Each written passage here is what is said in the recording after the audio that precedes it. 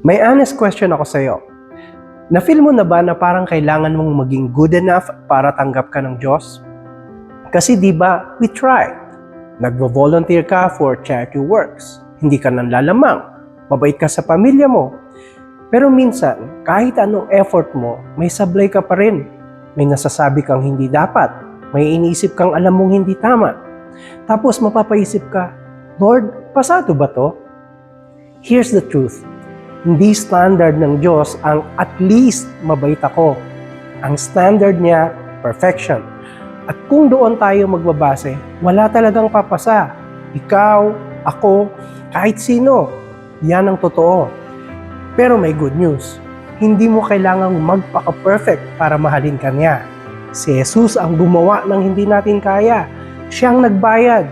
He offers grace, hindi performance review. So today, stop trying to impress God.